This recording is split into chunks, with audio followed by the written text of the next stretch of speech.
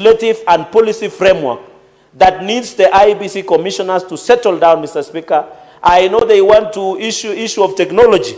We are willing to, we have amended the law, Mr. Speaker, to ensure that we put in place the aspect of technology in terms of running elections. So the IEBC should rest easy and focus on the hardware of ensuring that we have credible, proper, and verifiable elections in 2027. And I'm happy, Mr. Speaker, Mr. Speaker, IEBC now is in place. So now the focus, Mr. Speaker, the focus should be proper, Mr. Speaker. And I've seen since, Mr. Speaker, on a lighter note, as I finalize with my final point, that since IEBC came into place, Mr. Speaker, the opponents of President William Ruto have gone silent because they have realized the real game has just begun. They have now become confused than ever, Mr. Speaker. Mr. Speaker, number 6 is on the role of the county government. We need to enhance in this bill, Mr. Speaker. Let us put it focus, establish a special purpose vehicle as may be necessary for the discharge of its functions. The KRA, Mr. Speaker, I think the work of KRA is what cut out. What does Technopolis Development Authority is doing, Mr. Speaker, is not right. I want to challenge that they don't have a role. Let us leave KRA to ensure, Mr. Speaker, that they do their job because grant such exemptions of fees, levies, and any other charges imposed under this act. I thought those, Mr. Speaker, I'm proposing 2 things. KRA should be left to do its role. And number 2, Mr. Speaker, we normally finance bill every financial year. I want to challenge, Mr. Speaker, that these finance bills must and should be passed, Mr. Speaker, should be allowed. They don't have the power to exempt. The Constitution and Article 210, the imposing of taxation is an exclusive domain that is provided through legislative intervention.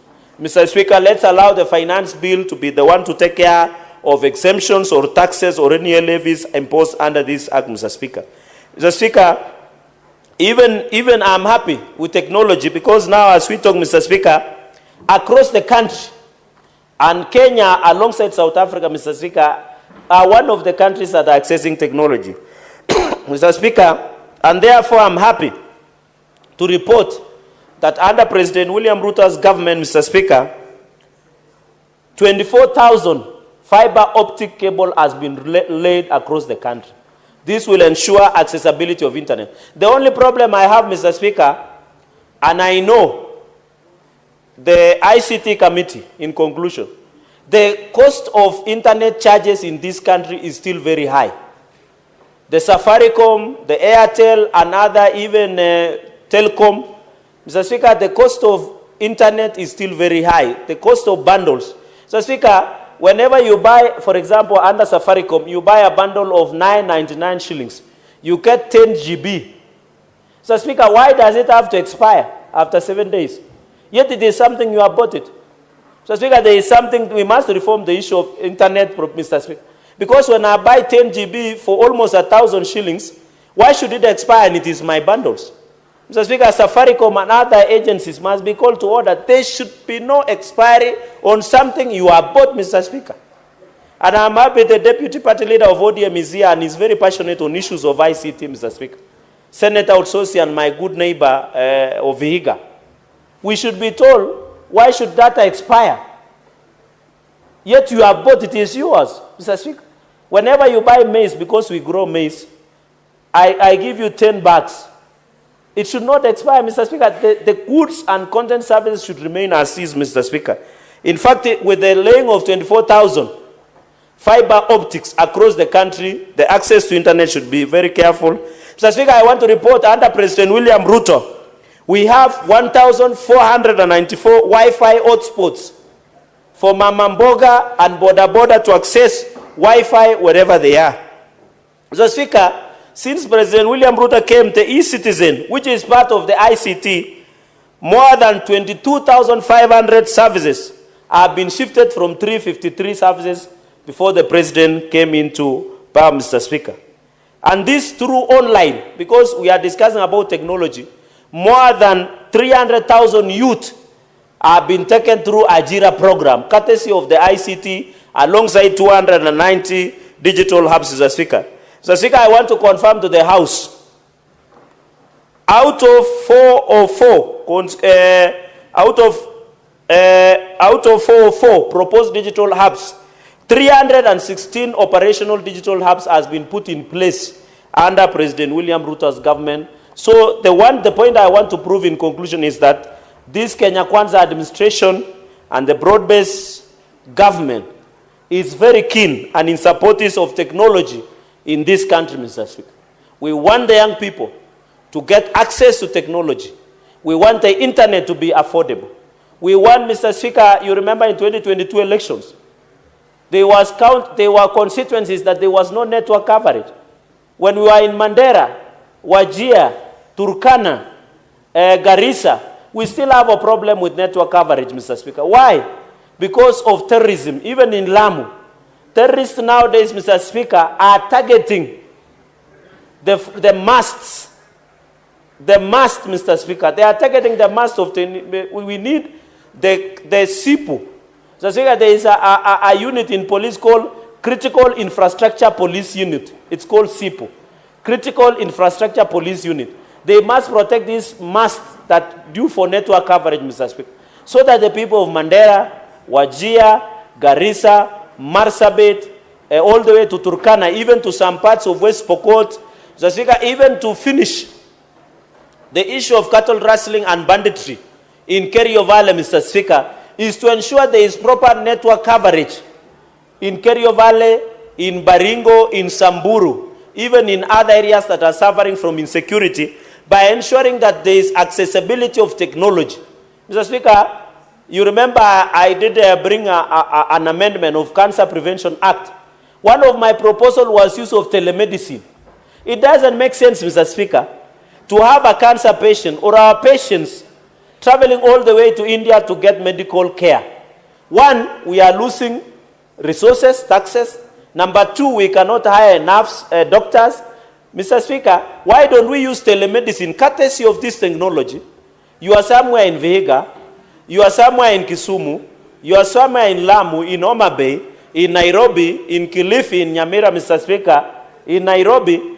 You are in Meru, somewhere in, not Katwana, Katwana is in Taraka, in Makutano, Mr. Speaker, where I think Antibaiju, where we went with you, Mr. Speaker. Why don't you go to a hospital in Meru, in Kapsabet? Use telemedicine, Mr. Speaker, because I've seen my time is spent. Allow me, Mr. Speaker, I was getting hotter and hotter, but allow me to support this bill and say there are few amendments we need to do, Mr. Speaker. With those many remarks, I support with amendments. I thank you, Mr. Speaker, sir. Senator Cheragei, I can see in my notes that you are supposed to second this. So can you pronounce yourself? It's not?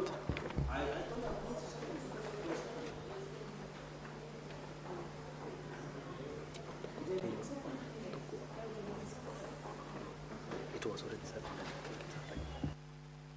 seconded. Yes, it was seconded.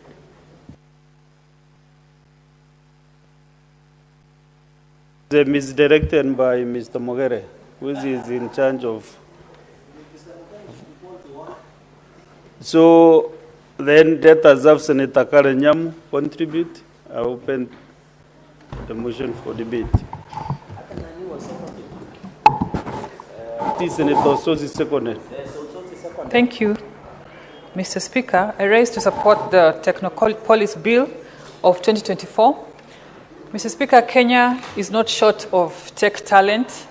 Our young people have already done exploits in this field, and that's including the young man who came up, who innovated the mobile banking, comes from our country, and many others that our young people have been able to do. We only lacked an ecosystem to enhance it and to have our young people do their talent in an organized and in a profitable manner. So this bill is a good step and a bold one towards remedying that. It also creates other technopolises far from Konza, because we know that the Konza Technopolis and the Konza city was seen as the breakthrough of tech in this country. Mr. Speaker, for far too long, Nairobi was thought as the tech hub. But this bill proposes to democratize or to devolve Technopolis, or tech for that matter, because it proposes other technopolises around the country, from Kisii to Wajir.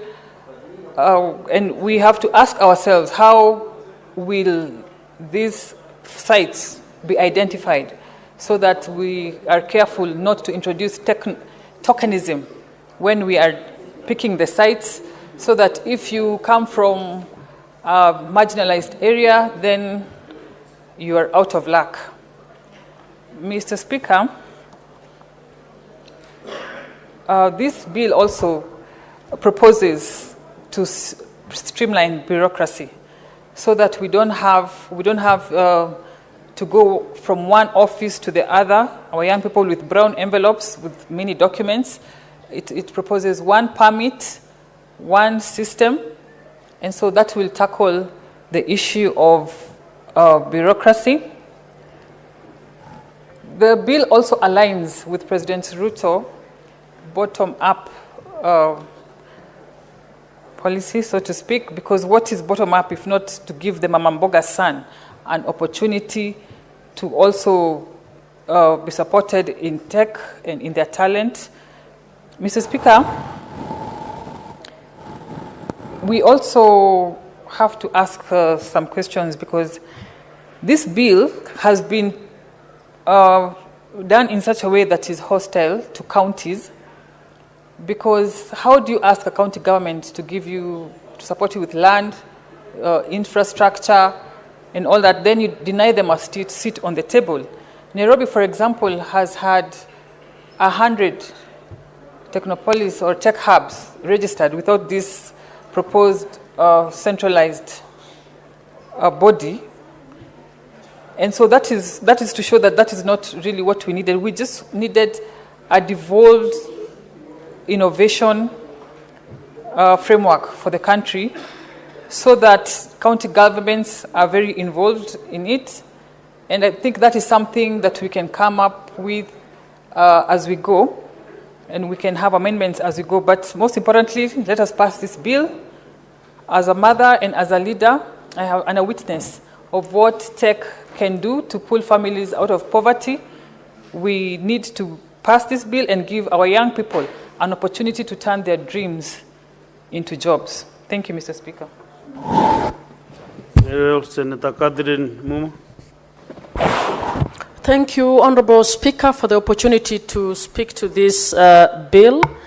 Honorable Speaker, I am wondering whether this is a necessary bill.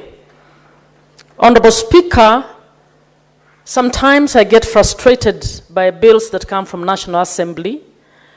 Many tend not to align to the constitutional framework that we have, governance framework, that is the devolved governance system.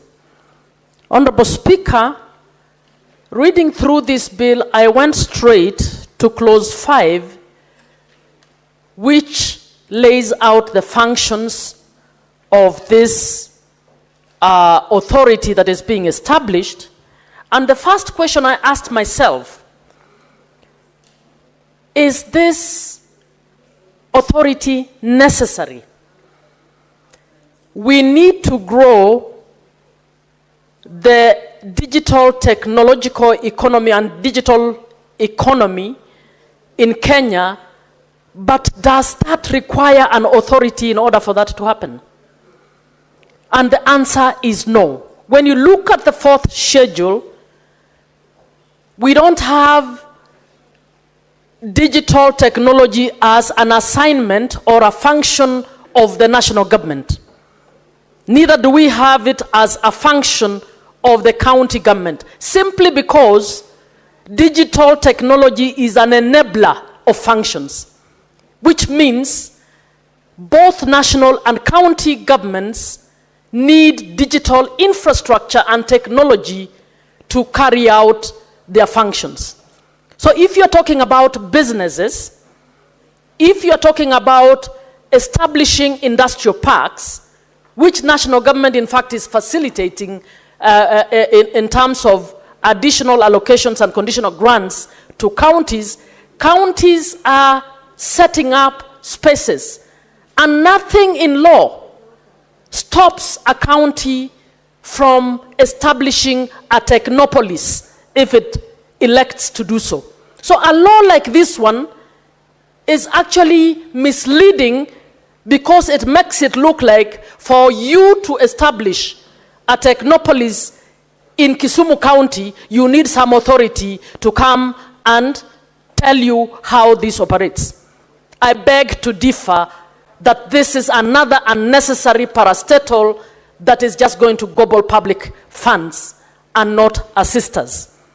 I am of the opinion that the Senate should be bold enough to actually say we need the Ministry of ICT to actually put in place the digital public infrastructure, lay the fiber cables throughout the country to enable every county, every space to actually develop the necessary digital technological capacities. Honorable Speaker, innovation is not a function of a national government or a county government. Innovation can happen by anyone, whether in private sector or public sector. So if we start creating institutions and give them mandates to say they are the ones in charge of innovation, you are actually creating bureaucracies that are going to inhibit those who want to move. In fact, my view is that we need to fund our public universities better.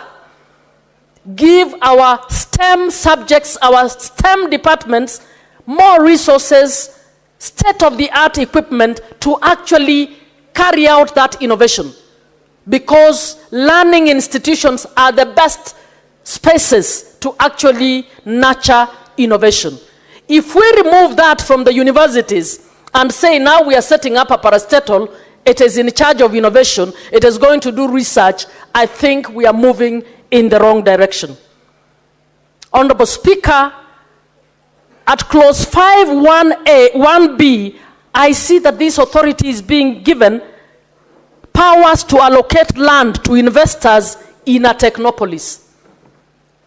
I have not seen any cross-referencing to the land commission. I have not seen any cross-referencing to county governments which hold county land. I have not seen any reference to municipalities, to cities who also have mandates around matters planning. I think if we pass this law without having a proper conversation among the stakeholders around this issue, we are going to cause more confusion. Honorable Speaker, I have not seen any cross-referencing around what the Communications Authority in Kenya does. Neither have I seen any cross-referencing with the Data Commissioner, but I can see this authority is being given the mandate to actually be the one that is going to be the custodian of business data, whatever that means.